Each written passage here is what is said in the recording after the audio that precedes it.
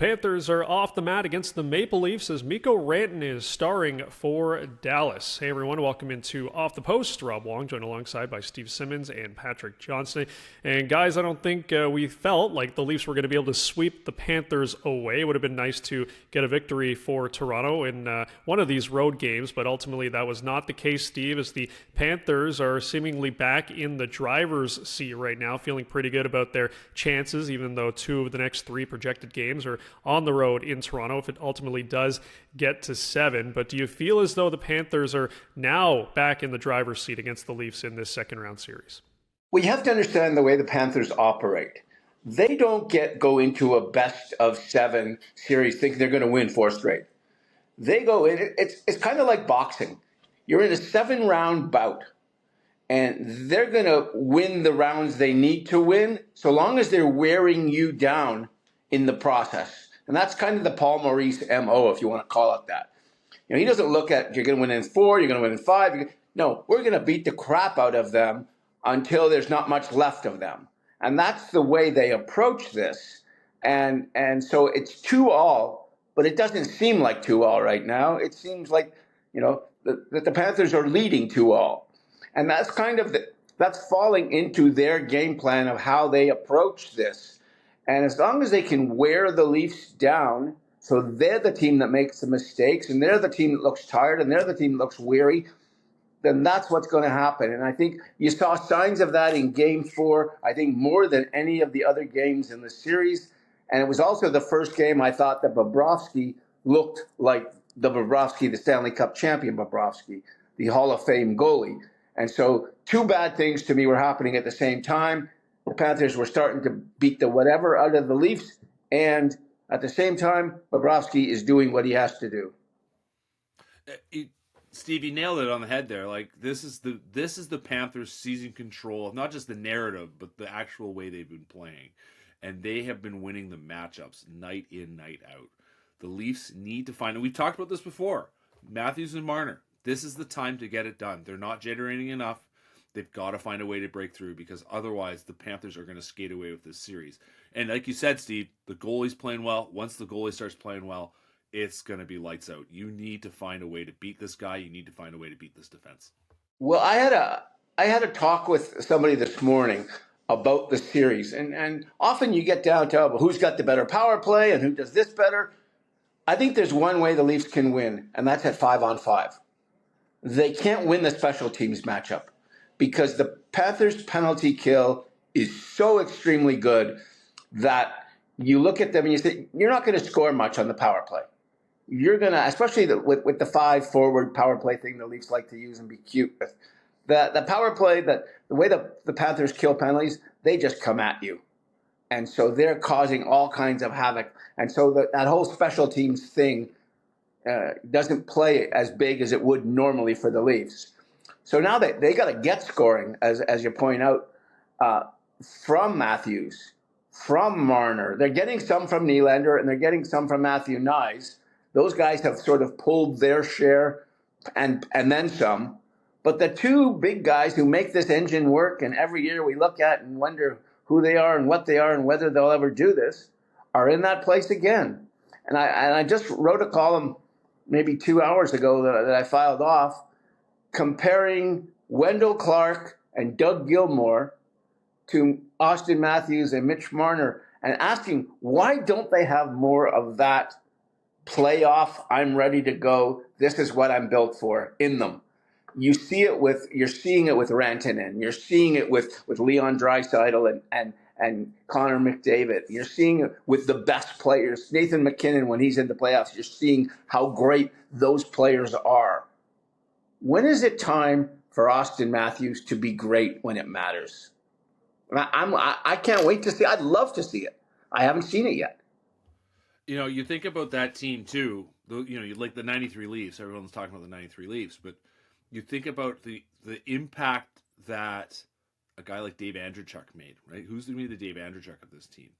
You think about how hard-nosed that defense core. Has this defense core from the Leafs been hard-nosed enough? They're not creating a lot on offense, and they're not going to create a lot on offense. They need to be hard-nosed. And the Leafs just need to find that. I mean, this has been a criticism for years, right? There's a lot of nice stuff on this roster. There's a lot of scoring talent. Is there enough of an edge? And I think right now we're seeing that. That's the Matthew Tkachuk factor, right? We're seeing these Panthers play with an edge, and the Leafs need to find a way to match that. Well, what you're seeing also is that there's a lot of guys you may not know their names. Yeah. Kulikov, Listerainen, Lundell. There's a lot of guys who are coming in with that extra elbow and the extra stick, and Mikkola. There's a lot of dirty stuff happening out there. And where I'm going to disagree, I think the Leafs defense has been pretty good. But yeah, it's fine. What concerned me in Game 4 was 2 mistakes by the same guy, Jake McCabe, ended up with 2 goals in the Leaf net. And Jake McCabe's a guy who, when he started to play with Chris Tanev, stopped making mistakes. So when do you make mistakes? It's when you're worn down. It's when you've been used too much, or whether maybe you're hurting a little bit and you're trying to play through something. But he was not in position on the power play goal, stick-wise, and then he took the wrong guy on the second goal. And in each case, he was there to make the play and didn't make it. And that's something Jake McCabe, frankly, hasn't done all season long. And so when I see a guy who's been that dependable making mistakes, it tells me Florida's getting to these guys. Absolutely. Yeah, it does start to seem like the Panthers could be wearing the Leafs down here, but seemingly still a long way to go in this series with at least 2 more games left to play in this best of 7. You mentioned Mikko Rantanen earlier, Steve, and there's one guy that is not having any trouble scoring right now. He's got 9 goals in these playoffs coming in the last 6 games, Patrick. The Stars now up 2-1 on Winnipeg, heading into Monday night's Game 4, looking to go up 3-1. Are the Jets in trouble? I think they are. I mean, listen, they've got their guys back. Getting Morrissey back, getting Scheifele was back was big. But this is the playoffs, right? The guys coming back, they're still damaged. You're doing your best. The Stars have built themselves into something the last few seasons. Pete DeBoer's teams always show up to play in the playoffs. They've never quite got it done, but they always show up to play. And adding Rantanen, who clearly has finally found his feet, and whether it was just simply playing against his old teammates that was what he needed to get him going. He's going now. And you look at the way the Stars are just completely playing their game against a team that was outstanding. I mean, we know the Jets have been outstanding, and obviously there was the Hellebuck story in the first round. It's less so this series so far. It is just a case of a team that is playing with supreme confidence. It's pretty healthy. Playing against a team that's really trying to find its way back to who it was and may run out of time doing so. If you look at the final 8 teams in the playoffs and you say, I can have one defenseman from any of those 8 teams, my choice is Miro Heiskanen. Yeah. And he's not playing. No. So it tells you how great this Dallas team is, that they are here, they're in the lead, and their best player's not playing, hasn't played a game yet. And if you don't love the Rantanen story, check your pulse, please. I don't care. I don't cheer for teams, but I love a great story. The guy was playing with Nathan McKinnon on the first line on a great team in Colorado. They couldn't come to a money decision or a determination. They trade him for less than what he was worth. He goes to Carolina where he doesn't want to be, and he plays like he doesn't want to be there. And causes some havoc at deadline because some other teams were stepping in to see if they had a shot, including the Maple Leafs, if they had a shot at getting this guy. And then, Dallas trades for him, and he still looks like a dead body when they get him. And then all of a sudden, it's like he went from dead body to all-time great in a 100-meter sprint. It's been, I don't know if anyone's ever, 17 goals in a row or something he's been in on. I can't remember. It's a stupid number. Whatever it is, it's a number like, we're looking in Toronto for Austin Matthews to score 1. This guy's doing 3 a night. And he was the equivalent. And he's why Brad Treliving asked Mitch Marner to waive his no trade, because he thought to himself, I got a shot at this guy. How often are you going to have a shot at that? Better try and take it now. And he did, and it didn't work out. But, boy, what a story. And you look at Dallas. who like other than Rantanen, who's their best forward? It's just they're all the same. There's a bunch of guys they're all good, but Yeah. is Wade Johnson better than the next guy, better than the next guy, but they have all these guys and they all kind of do the same thing. And yeah, you have to, if you're not impressed with Pete DeBoer now or last year or 2 years ago or 3 years ago, then pay more attention because all he does is win. Well, it's funny you mentioned how everyone kind of plays the same way. You know, I try not to bore people with the numbers too much. I mean, this has been a pretty evenly played series as far as the shots go. But when you actually dial in and look at where the shots are coming from, the really impressive thing here, Steve, is that Dallas is getting all their shots from the inside. They're getting to the slot. They're getting around the net. They're not wasting any time outside. And the Jets have struggled to get inside. That's fundamentally the case. Is the quality of shots the Stars are producing, and it's exactly for the reasons you're mentioning. It's just these series of relentless forwards who aren't stars, pun intended, but they're still guys who know how to get where the goals are scored, and they're doing a fantastic job of it. I like to quote my friend Scotty Bowman, who's now 90 or 91, something like Wow. that, who hates shots on goal. He hates the numbers. He hates the term. He wants to know where are the shots coming from and who's taking them. Yeah. But more importantly, where are they coming from? He says if they're not, he says, you want to shoot from like the old New Jersey Devils trap teams. You want to shoot from the boards. You're not going to score on Martin Brodeur doing that. But if you want to shoot, you want to score, where are the goals coming from? They're all coming from the house. Yeah. Or most of them are coming from the house. You better get inside the house to get those shots away. And that's why over time I've stopped sort of semi-paying attention to shots on goal. I want to know where they're coming from because Scotty's in my ear.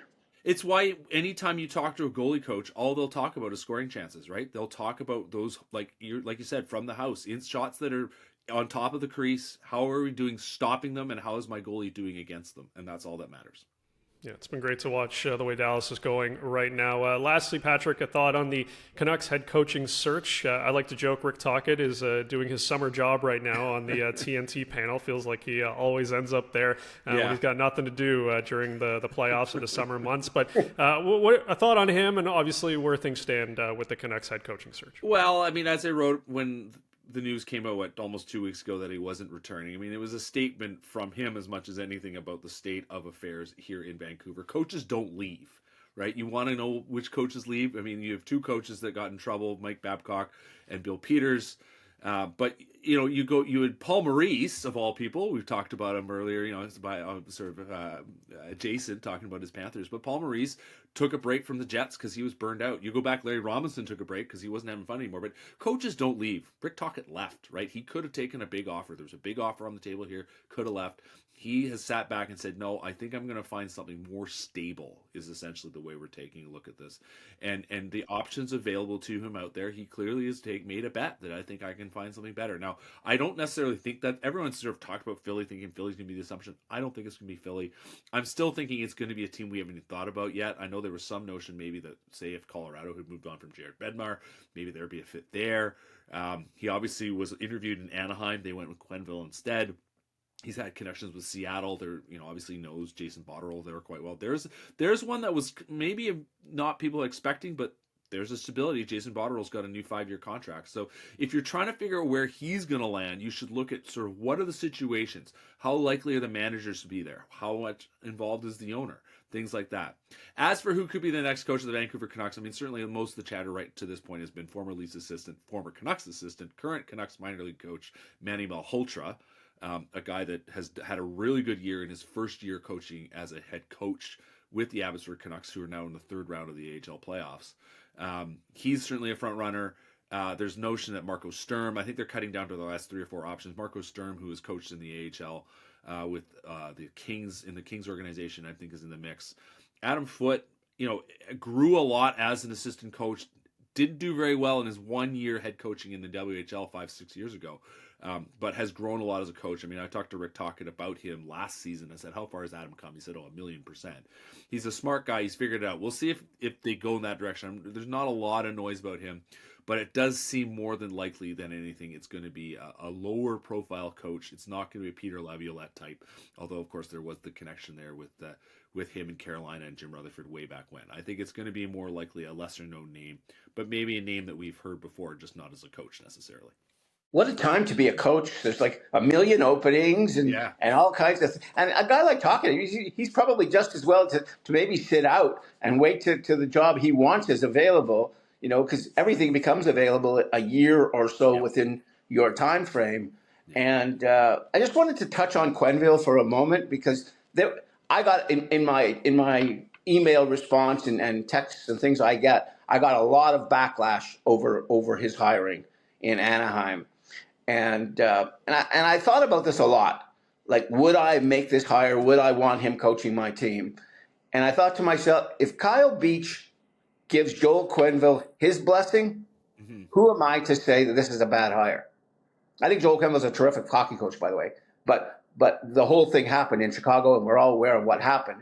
But if the guy who was abused is saying, I'm okay with him coaching, who are the rest of us to say no? The only thing I'd like to hear a little bit more about is what he's done. I mean, we've heard other people said he's put a lot of work in. I'd like to hear just him sort of explain sort of his process and all that. And I think that's important because I think that's important for all of us to better understand because clearly he understands. I mean, it sounds like he understands how he misunderstood the situation, didn't deal with the situation as he should have. But we just like to hear a little more about that. But you're right. Like, listen, Kyle Beach has said this guy. I believe this guy, just given what I understand about what he's done, this guy deserves a second chance. So here we are. By the way, I just want one more quick point. I covered the 3 Blackhawks Stanley Cups. What an impressive coach he is up front when you're there. He could be a pill. He can be a pain in the whatever. But, boy, his teams do certain things that lots of teams should be doing and don't. Yeah, well, that's a team in the Ducks. They need a lot of work before they get anywhere close to being a team like those Blackhawk squads were. But Joel Quenneville now there definitely could be leaving an impact sooner rather than later. As always, leave your thoughts in the comment section below. For Steve Simmons and Patrick Johnston, I'm Rob Wong. Thanks for watching, and we'll talk to you next time.